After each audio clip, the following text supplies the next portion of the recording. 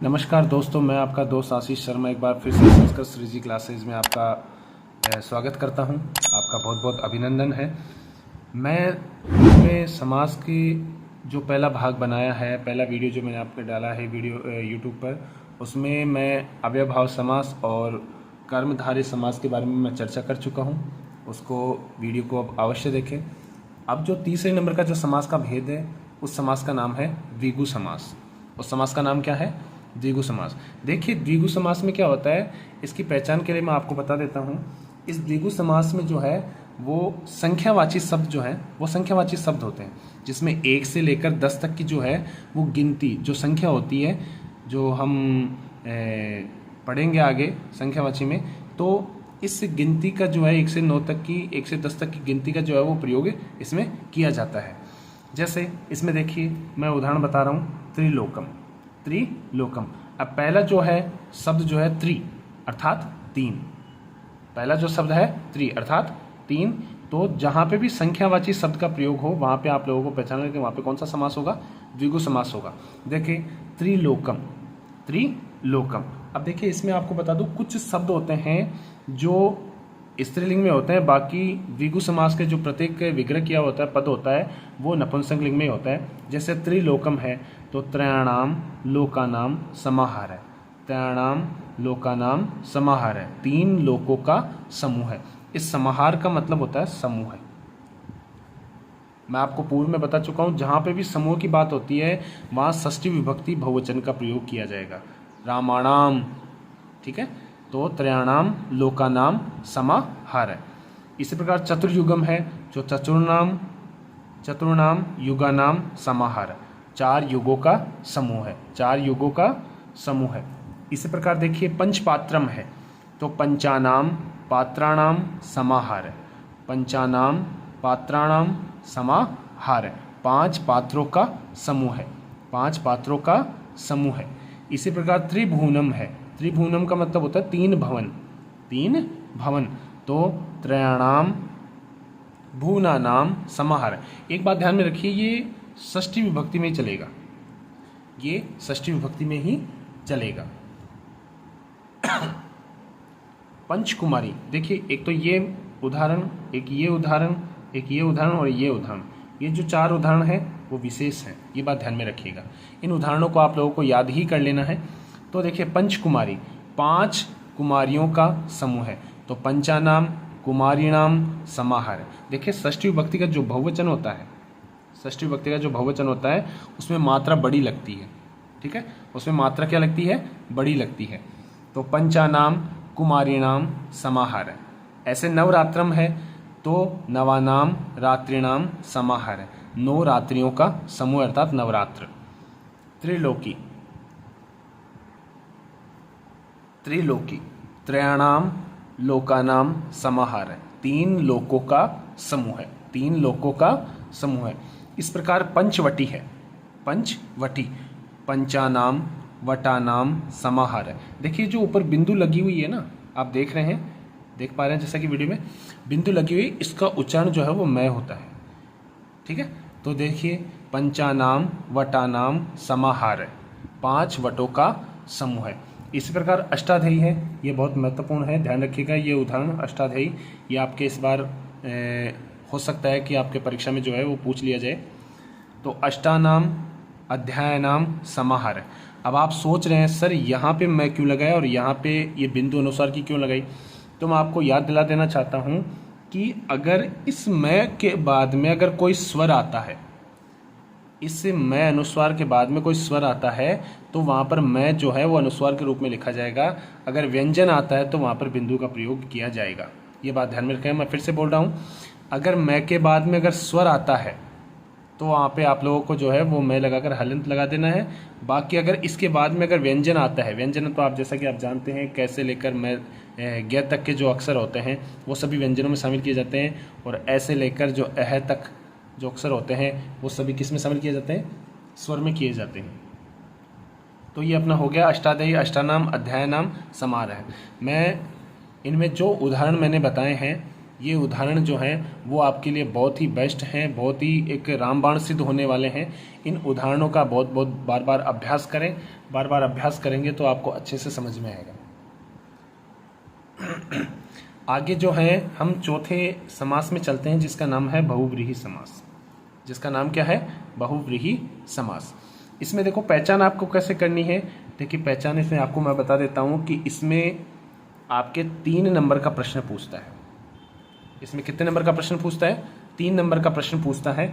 इसमें आपको 5वें प्रश्न संख्या 5 पर, प्रश्न संख्या 5 पर ऐसे वाक्य देता है और उस वाक्य में या तो उसको जो समास का पद होगा उसको डार्क करके देगा या फिर अंडरलाइन करके देगा, या तो डार्क करके देगा या फिर अंडरलाइन करके देगा। तो उसमें आपको जो अंडरलाइन करके देखा है उसमें आपको कहता है कि रेखांकित पदानाम समास विग्रह अथवा समास कृत्वा नामापि लिखत। भाई समास करके तो समास का नाम भी आपको लिखना होता है।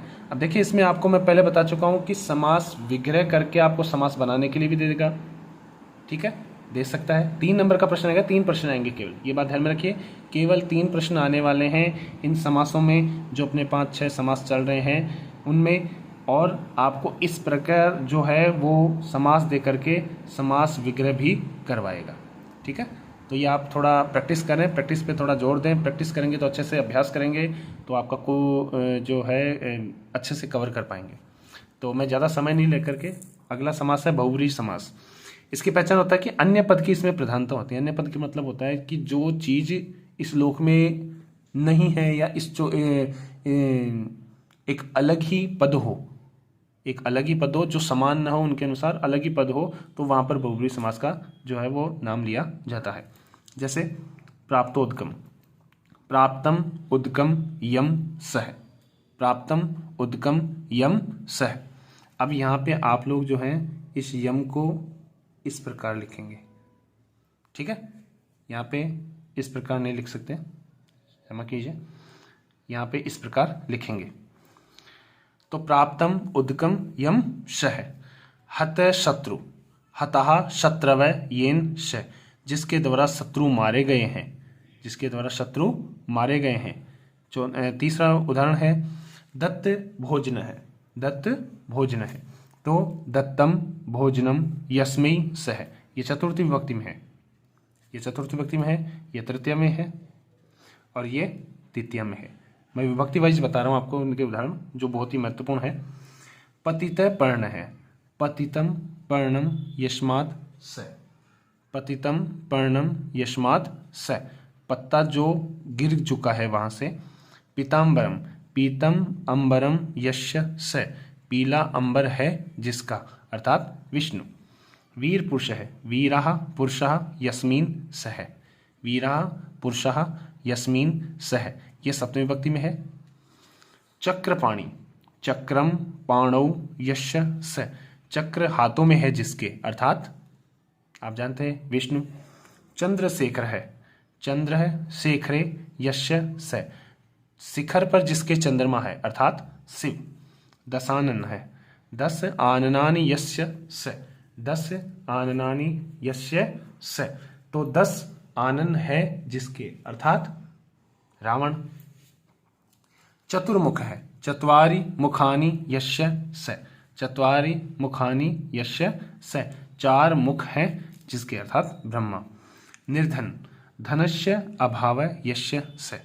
अब आपको बता दूं यहाँ पे अगर ये निर्धनम ये हो जाता, निर्धनम, तो यहाँ पे अव्ययभाव समास हो जाता। यहाँ पे कौन सा समास हो जाता? अव्ययभाव समास। मैं आपको बता दूं इसकी पहचान बहुव्रीहि समास की यह है कि इस पद के आगे विसर्ग जो है वो देगा और अन्य पद की पहचान होगी, अन्य पद की पहचान होगी, तो वहां पे आप लोगों को बहुव्रीहि समास पहचान लेना है। मैं फिर से बोल रहा हूँ, निर्धन है तो इस निर्धन में धनस्य अभाव है, धन का अभाव है जिस व्यक्ति के पास, अर्थात निर्धन है। और अगर निर्धनम आ जाता तो यहाँ पे अव्ययभाव समास हो जाता। मैं उम्मीद कर रहा हूँ कि आपको बहुत अच्छे से समझ में आ रहा है। अगला समास जो है 5वां, द्वंद्व समास। अगला समास का क्या नाम है? द्वंद्व समास। अब इसमें देखिए जो 5वां है उसका नाम है द्वंद्व समास। पहचान देखिए इसमें पद के विग्रह के समय स च या विसर्ग लग के च, ये बात ध्यान में रखिए। दो पद हैं, एक तो स च और एक विग्रह ये विसर्ग लग करके कोई भी पद के और च ये देगा। और अंत में जो है ये औ की मात्रा होगी, अंत में जो है वो किसकी मात्रा होगी, औ की मात्रा होगी। ये बात ध्यान में रखिएगा। जैसे उदाहरण मैं दे रहा हूं, आपके उदाहरण देखिए, हरि हरौ, हरि हरौ। सबसे पहले पहचान कर लेते हैं, यहाँ पे देखिए डबल मात्रा है, इसका मतलब अपन पहचान चुके हैं कि वहां पे कौन सा समास है, द्वंद्व समास है। इसमें कोई शक नहीं है, मैं आपको फिर से कह रहा हूं, आप वीडियो को ध्यान से देखिए, आप वीडियो में जो कुछ बता रहा हूं उसको ध्यान से समझिए। आप अगर इस चीज को समझ लेते हैं तो किसी भी अध्यापक से आपको दोबारा संस्कृत पढ़ने की आवश्यकता नहीं पड़ेगी, इस चीज का मैं गारंटी देता हूं। देखिए हरिश्च, तो देखिए हरि जो है इस पद को यूं लिखे, दोनों पुल्लिंग में है। देखिए मैं आपको फिर से बता रहा हूं, दोनों पुल्लिंग में है तो इनके दोनों के बीच में स च लगाना है। हरि का मतलब भगवान विष्णु, हर का मतलब हर हर महादेव अर्थात शिव।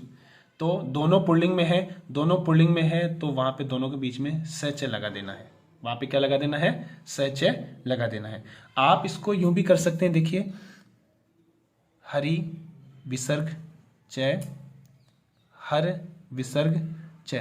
आपका जब परीक्षा में पूछा जाएगा, अगर इस प्रकार विग्रह पद दे रखा होगा तो इन दोनों में से कोई सा पूछ सकता है, क्योंकि आपको मैं संधि में पढ़ा चुका हूं कि जहां पे भी स और स ये तीनों स होते हैं उनका विसर्ग होता है, उनका क्या होता है, विसर्ग होता है। तो देखिए शिव केशव, सबसे पहले पहचान आपको देखनी है कि यहाँ पे आप लोगों को जो है औ की मात्रा है, औ की मात्रा मतलब वहां पे कौन सा समास हो गया, द्वंद्व समास। तो शिवश्च केशवश्च। इसी प्रकार ईश कृष्णौ है तो ईशश्च कृष्णश्च, राम कृष्णौ है रामश्च कृष्णश्च। ये मैं आपको बता रहा हूं दोनों पुल्लिंग में होंगे, दोनों पुल्लिंग में होंगे, उसके लिए बता रहा हूं। राम लक्ष्मणौ है तो रामश्च लक्ष्मणश्च, रामश्च लक्ष्मणश्च। अब इसमें विशेष देखिए, यदि जो है आपके किसी पद में एक पुरुषवाचक और एक स्त्रीवाचक पद दे रखा हो, देखिए अभी तक तो अपन ने चर्चा की कि दोनों पुरुषवाचक पद दे रखा होगा, पर अगर ऐसी स्थिति हो जहां पर एक पुरुषवाचक दे रखा हो और एक स्त्रीवाचक दे रखा हो, तो पुरुषवाचक पद के साथ में स च जोड़ना है और स्त्रीवाचक पद के साथ केवल च जोड़ना है। ये बात ध्यान में रखिएगा, मैं फिर से बोल रहा हूं। अगर एक पुरुषवाचक शब्द दे रखा हो, पुरुष का मतलब होता है स्त्री पुरुष का जोड़ा दे रखा होगा, जैसा कि मैं उदाहरण आपके सामने दे रखा है, पार्वती परमेश्वर, सीता राम, उमा शंकर, राधा कृष्ण, एक पति पत्नी का जोड़ा जो है वो जो बहुत ही विश्व प्रसिद्ध है, ये दे रखा होगा। तो वहां पे आपके जो पुरुषवाचक शब्द है उसके आगे तो आपको स च लगाना है, और अगर जो स्त्रीवाचक शब्द है उसके आगे क्या लगाना है, आपको च लगाना है। जैसे पार्वती परमेश्वरों, पार्वती परमेश्वरों, जिसमें इसमें देखिए कि इसमें मात्रा जो है वो औ की मात्रा पहचान तो वही रहेगी, औ की मात्रा जो है पहचान तो वही रहेगी। तो पार्वती च, क्योंकि स्त्रीवाचक जो शब्द होता है उस स्त्रीवाचक शब्द के आगे जो है वो विसर्ग नहीं लगता है। जैसे लता है तो इसके आगे विसर्ग नहीं लगेगा। तो पार्वती च परमेश्वरस च, परमेश्वरस च। इसी प्रकार सीता रामो है तो सीता रामो है तो सीता च रामस च, सीता च रामस च। इसी प्रकार उमा शंकरौ है तो उमा च शंकरस च, राधा कृष्णौ है राधा च कृष्णस च। फिर से बोल रहा हूं, आपको अगर दोनों पुल्लिंग वाचक शब्द दे रखा हो, दोनों पुल्लिंग शब्द दे रखे हों, तो आपको दोनों के आगे स च या विसर्ग लगाकर च लगाना है। और अगर एक पुल्लिंग और एक स्त्रीलिंग दे रखा हो तो जो पुल्लिंग वाचक शब्द है उसके आगे तो स च लगाना है, और जो स्त्रीवाचक शब्द है उसके आगे आपको क्या लगाना है, केवल च लगाना है। ठीक है, मैं उम्मीद कर रहा हूं कि आपको बहुत अच्छे से समझ में आ रहा होगा। एक अन्य उदाहरण जो है वो दो बहुत ही महत्वपूर्ण उदाहरण हैं जो अक्सर पूछे जाते हैं। ये देखिए, ये उदाहरण जो है वो बहुत महत्वपूर्ण है, ये दोनों उदाहरण जो है बहुत महत्वपूर्ण है। पाणी पादम, तो पाणी च पादव च, पाणी च पादव च, ये ध्यान रखिएगा द्वंद्व समास के ही उदाहरण है। ये किसके उदाहरण है, द्वंद्व समास के ही उदाहरण है। इसी प्रकार माता पितरो, माता च पिता च, ये इस प्रकार भी आ सकता है, ध्यान में रखिएगा, और इस प्रकार भी आ सकता है। अब आपके जो है हम चर्चा करते हैं जो बोर्ड परीक्षा में प्रश्न पूछे गए हैं, उनकी हम चर्चा करते हैं। जो बोर्ड परीक्षा में हम प्रश्न पूछे गए हैं आपके, उनके बारे में हमें चर्चा करते हैं। अब अगर हम देखें बोर्ड परीक्षाओं में जो प्रश्न पूछे गए उनके बारे में महत्वपूर्ण जो प्रश्न है वो बता रहा हूं मैं। महावृक्ष है, महावृक्ष है, ये आपके बोर्ड परीक्षा BSER में 2022-23 में जो पिछला सत्र था उसमें आपके ये प्रश्न पूछा गया है। आपके केवल यहाँ पे केवल एक वाक्य दे रखा था, सेवितव्या महावृक्ष है, महान वृक्षों की सेवा करनी चाहिए। और सेवी महावृक्ष के नीचे जो है वो अंडरलाइन कर रखा था और उस कार्य था उसमें प्रश्न में बताया था कि इसका समास विग्रह करके और समास का नाम भी आपको लिखना है। तो मैं आपको पहले बता चुका हूं, जहां पे भी महा है वहां आपको महान लगाना है और वृक्ष है ही। जो हमने कर्मधारय समास में हमने पढ़ा है, कर्मधारय समास के जो बारे में पढ़ा है उसको अच्छे से वीडियो देखिए। तभी मैं कह रहा हूं अगर वीडियो आप अच्छे से देखेंगे तो आपको कोई भी परेशानी नहीं होगी, कोई भी सवाल में कोई भी समस्या पैदा नहीं होगी। तो महान वृक्ष है कर्मधारय समास। इसी प्रकार पिकस्य च काकस्य च, ये भी जो है BSER मतलब माध्यमिक शिक्षा बोर्ड 2022-23 में ये प्रश्न आपके पूछा गया है। तो कोयल और कौवा, कोयल और कौवा, तो स ये च जो है वो किस में लगता है? द्वंद्व समास में, जो अपन ऊपर पढ़ रहे थे। तो पिक काकयो क्या बन जाएगा? पिक काकयो, जैसे षष्ठी विभक्ति बहुवचन द्विवचन बन जाएगा। इसी प्रकार आपके कज्जल मलिनम पहला ही पार्ट है सूची प्रमाण, उनमें से आपके जो है वो प्रश्न पूछे गए हैं। कज्जलनम इव मलिनम, मैंने आपको बताया था इव के समान कर्मधारय समास में इव के बारे में बात की थी हमने। तो आप अच्छे से एक बार कर्मधारय समास को स्टडी करना, तो उसमें आप अच्छे से समझ पाएंगे। कज्जल मलिनम, कज्जलम इव मलिनम कर्मधारय समास। इसी प्रकार शरीरस्थो, मैंने आपके पाठ के भी कुछ जो समास के उदाहरण हैं वो शामिल किए हैं इसमें। और इसमें देखिए जो पूछे गए हैं बोर्ड परीक्षा में उन्हीं की बात मैं कर रहा हूँ। शरीरस्थे शरीरे स्थित है, शरीरे स्थित है, ये पिछली बार पूछा गया था पर इस बार जो है वो सिलेबस में आपके कट चुका है। इस बार ये क्या है? कट चुका है।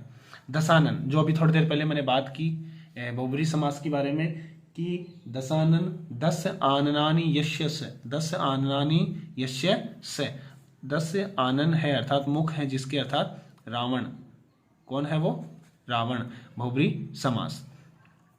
इसी प्रकार प्रतिदिनम, देखिए मैं आपको अव्ययभाव समास में जो है वो चर्चा की थी कि अगर प्रति के बाद में जो भी वर्ड आ रहा है, जो भी पद आ रहा है उसको 2 बार लिखना है, दिनम दिनम प्रति, और वहां पे अव्ययभाव समास हो जाएगा।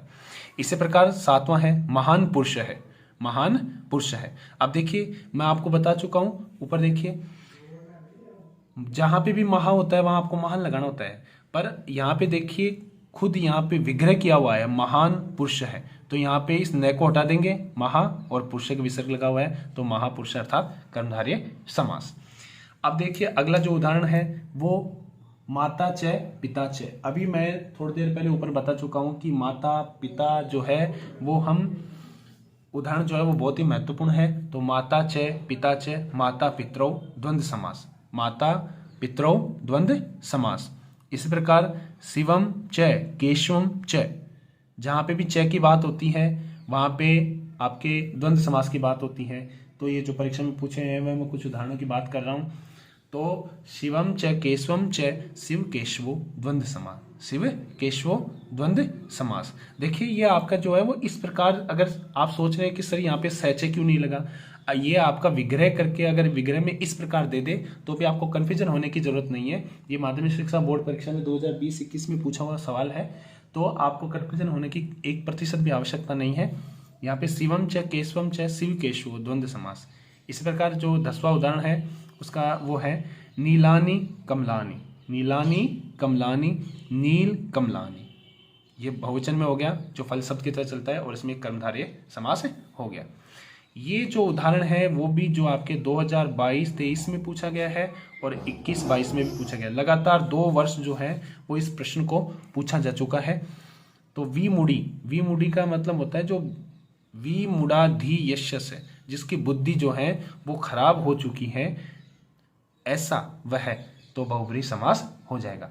मैं उम्मीद करता हूं कि आपको समास का जो टॉपिक है वो बहुत अच्छा लगा होगा और आपको मैं एक निवेदन करना चाहता हूँ कि अपने दोस्तों को, जिन ज़रूरतमंद विद्यार्थियों के पास अभी अध्यापक नहीं हैं, तो उन बच्चों को भी ये बताएं और अच्छे से दिखाएं, क्योंकि जहां आप खुद देख रहे हैं, आपको खुद को अच्छा लग रहा होगा, मैं उम्मीद कर रहा हूं, तो आप अपने दोस्तों को भी बताएंगे तो बहुत अच्छा लगेगा।